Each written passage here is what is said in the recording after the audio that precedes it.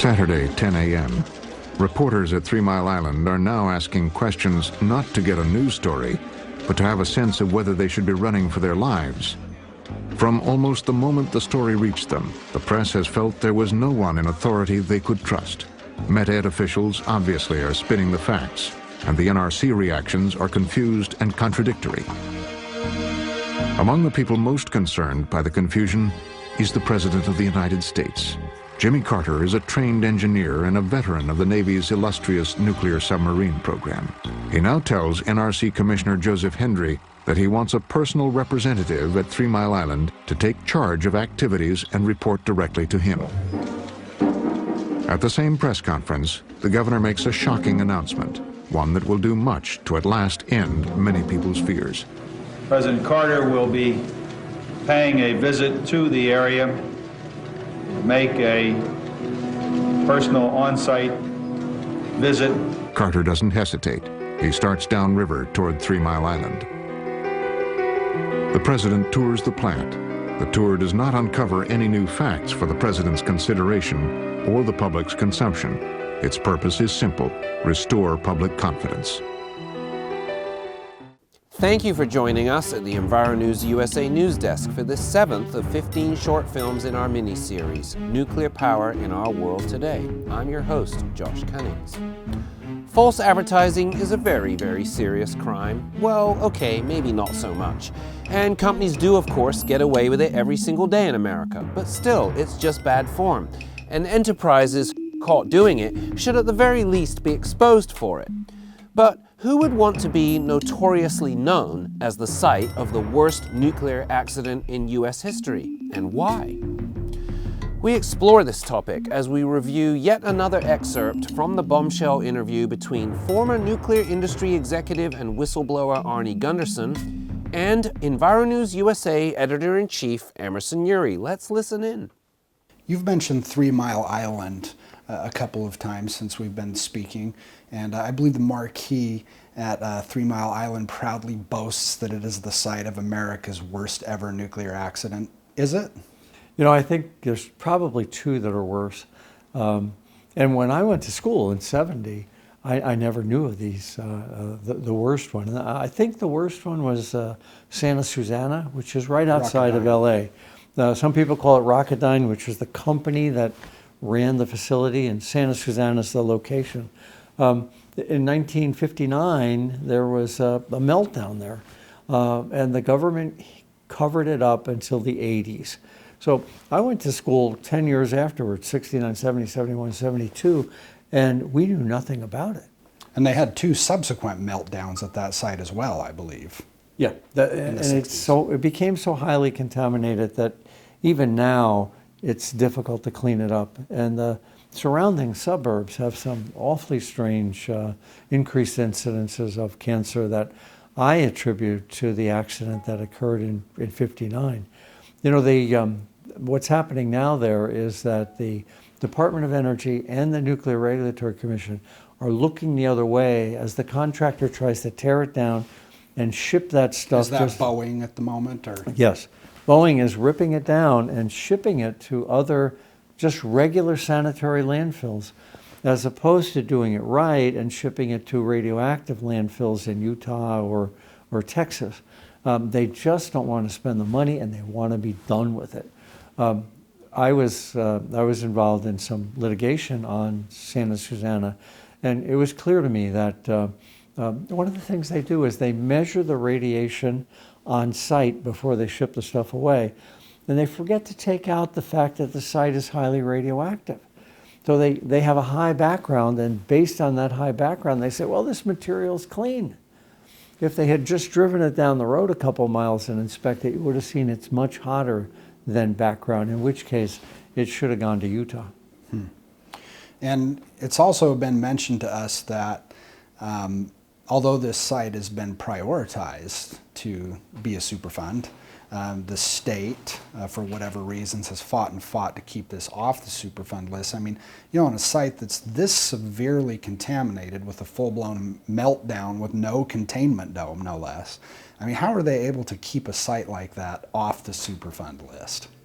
I think there's a lot of political pressure not to, for one, for money, and two, they just don't want the population, which you got to remember 50 years ago, LA was not anywhere near as big and the suburbs weren't there either. But now the suburbs have encroached around this and they really don't want a frightened population that might litigate and run the cost of the cleanup up. Developing story about the infamous 3 Mile Island nuclear plant, site of the most significant commercial nuclear accident in U.S. history. While CNN and others have reported that 3 Mile Island is the site of the worst ever nuclear accident in the U.S., nothing could be further from the truth. And unfortunately, TMI's false advertising and erroneous reporting by the media, most Americans go on thinking 3 Mile Island is as bad as it gets on U.S. soil.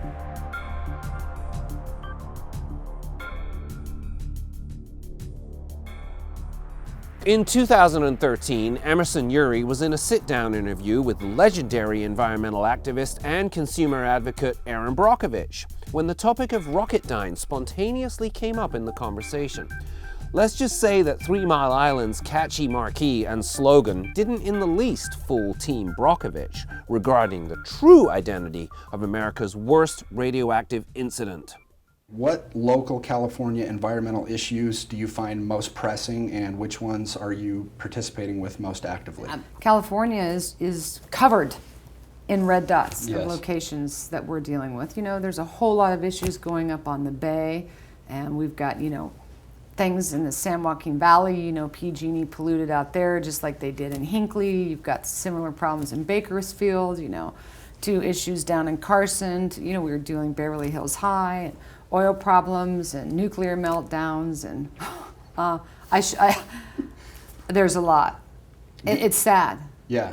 You know, I get drawn back in the situation with Rocketdyne, which is just right over our shoulder here, and communities reporting, you know, too many people with cancer. There's definitely a lot of issues in the state of California. Yeah, it's interesting, you know, because people think of California, think, you know, such a green, progressive state, and we were just discussing, you know, how just pretty much right down the road over here, you know, we had, I think, the 3rd or 4th largest oil spill in the history of the world over at Taft. Absolutely. And I thought you were going to say Rocketdyne and the nuclear meltdown.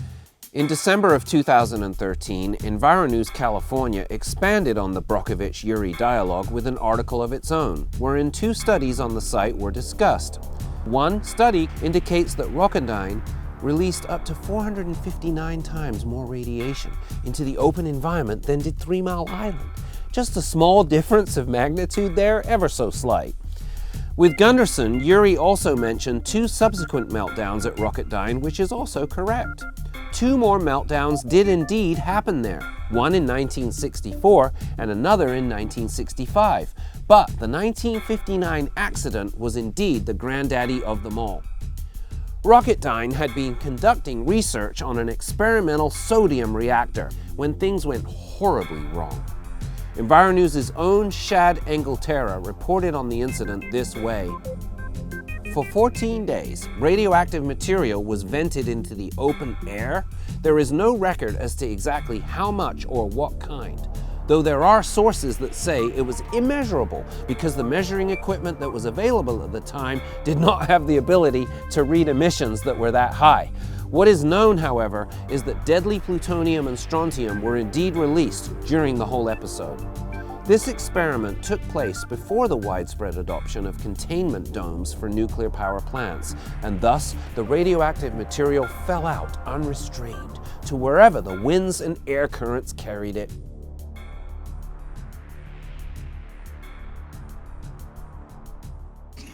On the 59 reactor meltdown, I was there. I was 19 years old at the time. I worked at Atomics International from January the 5th to November the 9th of 1959. That's the period of time that I worked there. But that was a critical time. That's when everything happened. What I want to show you on this particular picture real quick is the reactor building. You see there's no containment building, and that's the way they was built back in 1959. It was an experimental reactor, and it wasn't required to have a containment building. Now here's a picture of me. I finally got in there. This is when I was 20 years old. It was about a month before the accident happened. I come to work on my shift. I didn't think anything was wrong. I went just like a regular shift, and I come through that door, and then there I looked. As I come through the door and said, uh-oh, something's not right here. There's something going on that I don't know about. Am I supposed to be here? All these questions run through my mind. Close the door real quietly so it wouldn't disturb. But around that console, they call it there where I'm sitting at, there was men all lined up around that console. And they was discussing what happened on the nuclear accident. As I stood there and listened, it just scared me to death to hear what they was talking about. Anyway, I was talking to them, and I heard about how they barely shut the reactor down. The reactor had run away on them. The reactor has an automatic shutdown on them.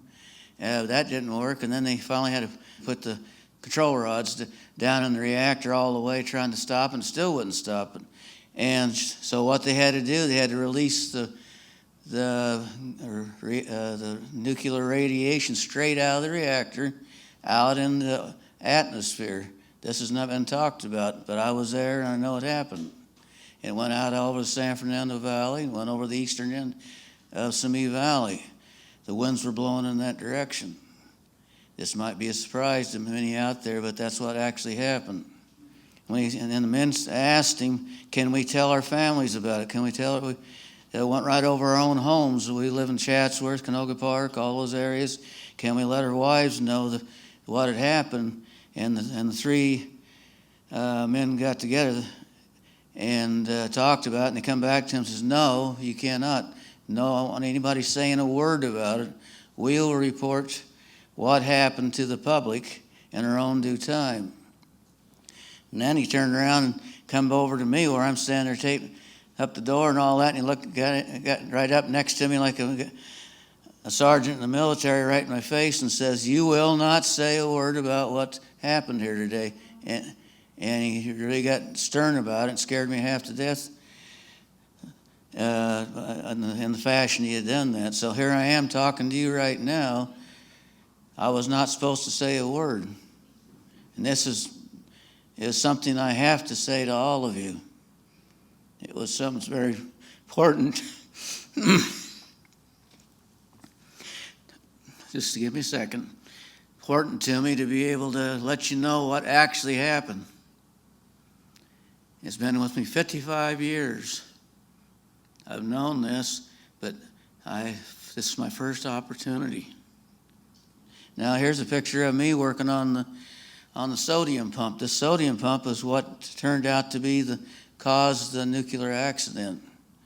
This is me working on it, finishing up, putting clear on the pump over the asbestos. And that's not a very safe thing to do, messing with asbestos, but that's the pump there that caused the accident. Marvin J. Fox said, I want you guys to take and restart the reactor up. We want to find out what caused the reactor to go down. And so he gave us an assignment that we had to restart the reactor. And it was a very scary thing. I was on that crew. I was right there. So what they done, they took for 2 weeks, like it's been advertised, been said for, you've heard it 100 times maybe, ran it, and why did we start it and do all this? It was a very foolish thing.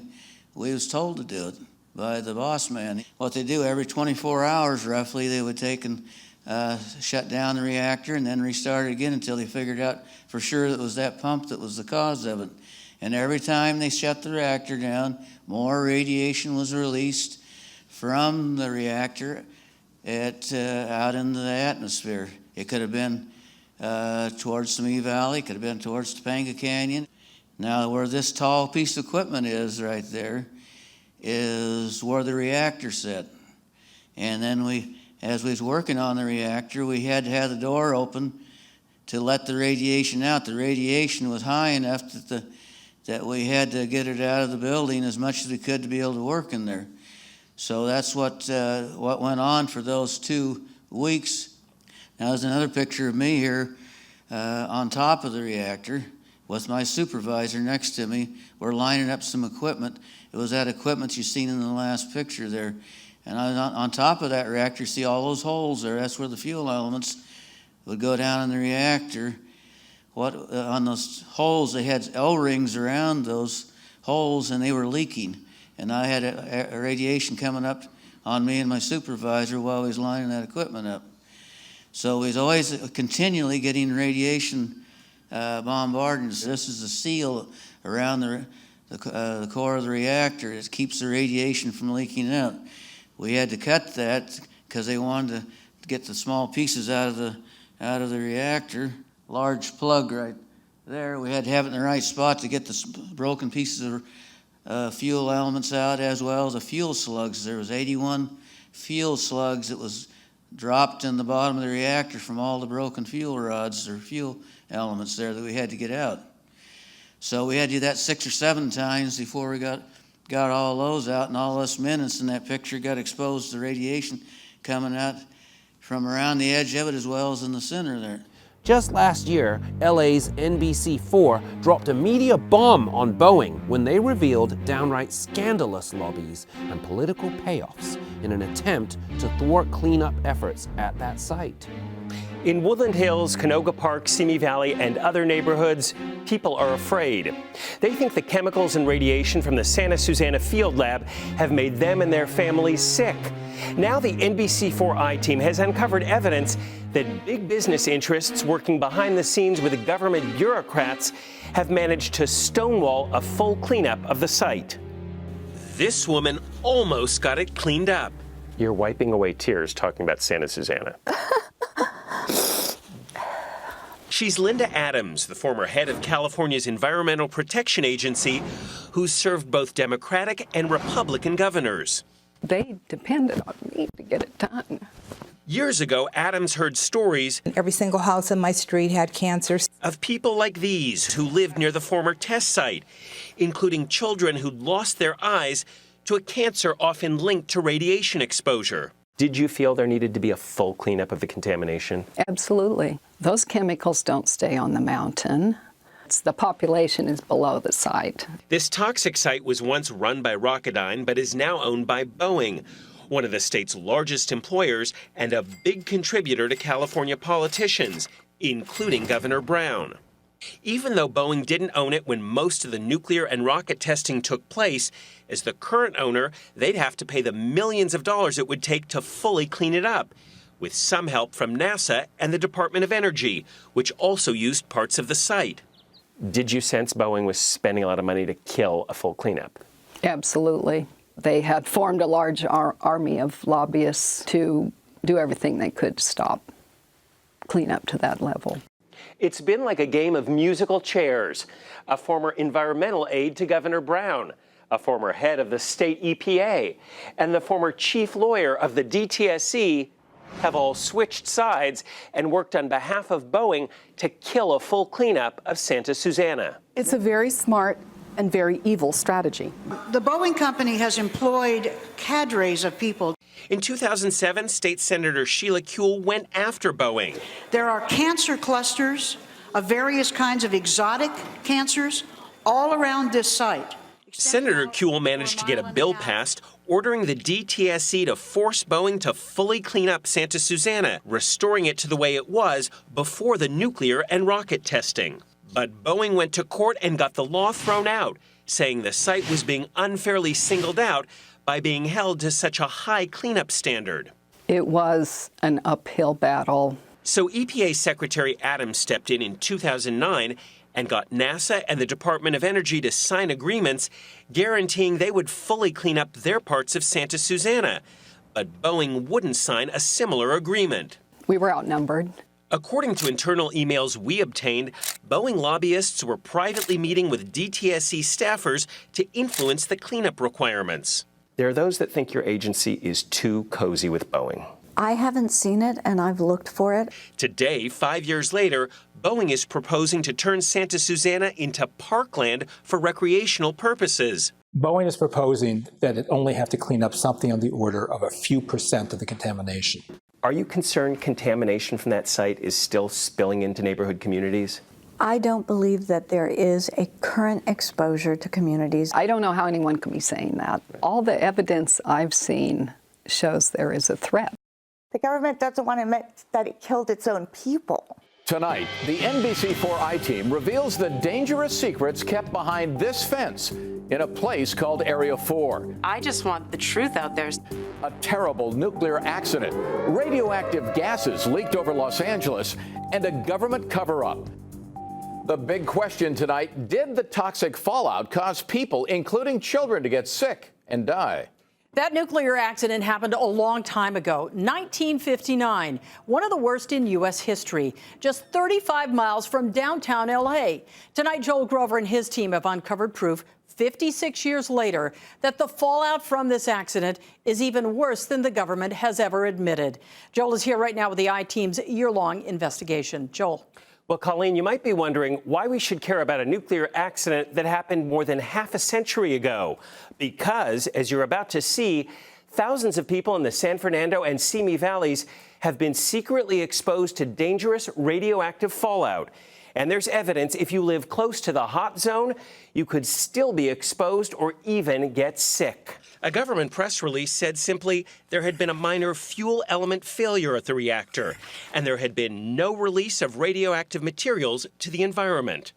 Did the government lie to the public? Yes, they did. And that's one of the reasons I'm here. What they've written in that report is not even close to what actually happened. The radiation in that building got so high it went clear off the scale. How many think your cancers or cancers in your family are related to Santa Susana? I do. For our investigation, the I-Team collected and combed through more than 15,000 pages of documents, which reveal what the government has yet to publicly admit, that there were secret releases of radiation from Area 4 that might have caused many cases of cancer. Were the workers allowed to tell their wives, their families, what was going on? No, they were not. They were sworn in secrecy. But buried in the archives of NASA, which used part of the field lab, we found this document, which confirms the 1959 meltdown led to a release of radioactive contaminants. And in the files of the U.S. EPA, we found interviews with former Santa Susana workers who we tracked down, like Dan Parks. Did you witness releases of radioactive gas? Certainly. Park's job was to monitor radiation at Area 4 in the 1960s, and he says he frequently saw workers release dangerous radiation into the air from 3 different reactors. It was supposed to be a secret. And he says workers would often dispose of barrels of radioactive waste from reactors by taking them out to what were called the burn pits. And they would shoot it with this high-powered rifle. It was a volatile explosion beyond belief.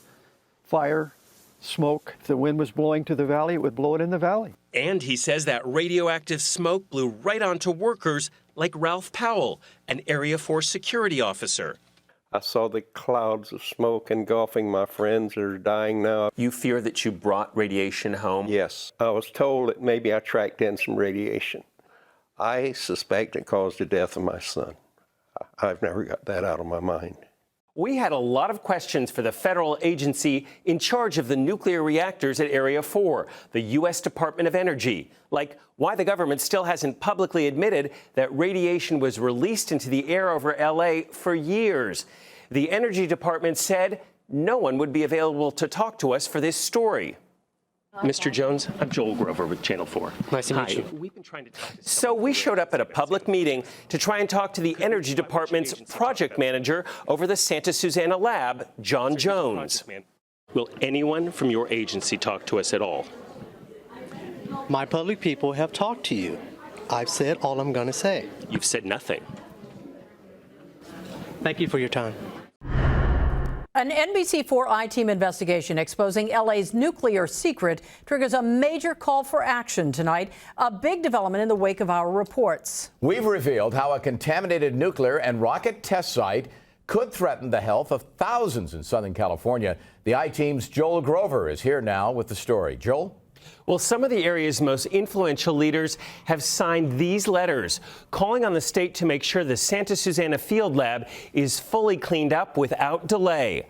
The Field Lab is a place that some people believe is literally killing them. We need a full cleanup, and nothing short of a full cleanup is reasonable or acceptable. LA City Councilman Mitch Englander also signed the letter after watching the I-Team's nuclear secret reports. I can't thank you enough for exposing what I believe has been a major government cover-up over decades. In their letter, elected officials are calling on the DTSC to reject Boeing's latest requests, that it not be required to clean up the vast majority of the contaminated soil at the former test site. My mom died at 50 years old of a brain tumor.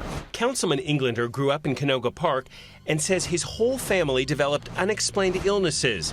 They live just 3 miles downwind from Santa Susana. I do suspect that their illnesses were related, as so many other families. According to that letter, Boeing's own estimate is that 96 out of 100 people exposed would get cancer from the contamination if they were living on a certain portion of Santa Susana and eating food grown in their gardens. If one thing's for sure is that the mess left behind at the Santa Susana Field Laboratory is still festering, and it needs to be addressed, and hopefully for the surrounding communities as soon as possible. As bad as the massive 1959 Rocketdyne meltdown was, according to Gundersen, it isn't the only covered-up, large-scale nuclear cataclysm that has occurred in the United States. There's one other accident that has to be right up there with Santa Susana. Let me guess, is it INL? Just to break in with a quick note here. Uri is referring to several little-known reactor meltdowns, of which some were created intentionally by the good old U.S. government at the Idaho National Laboratory, INL, also in the 1950s.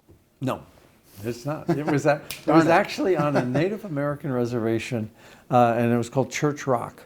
And it was a mill tailing site, which is after the ore is taken out of the ground, it's stripped with acids so that the uranium comes off.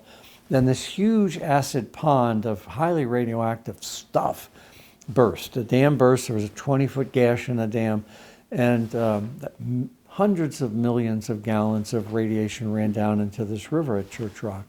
Now, it occurred 3 months after TMI, and it occurred on a Native American reservation. And what reservation was that? It's the Navajo reservation on the Utah-Nevada border there. And I'm sorry, I can't remember the river.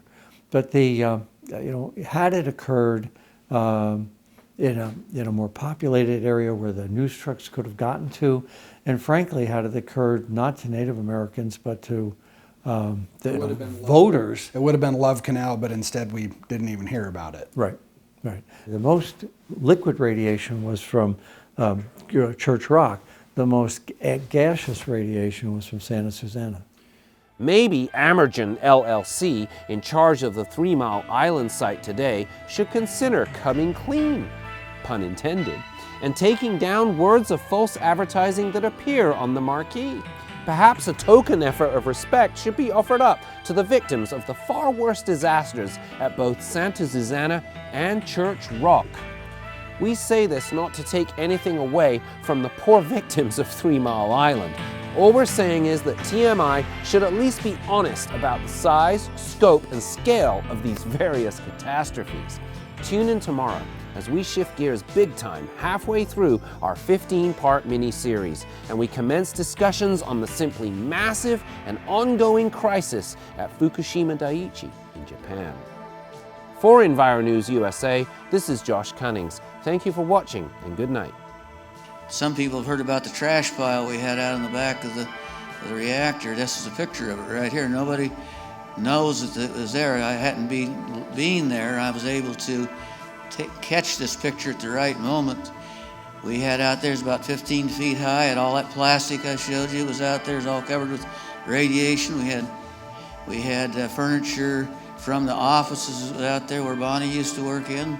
The whole building at one time got contaminated from breaking the fuel rod element off in the reactor and contaminated the whole complete building. We couldn't even get around the building for about almost 2 miles around the building, and all that furniture from the offices went right out in the back of that pile there, and records too. Records are hard to find. That's where they are. They went right there and they got thrown away.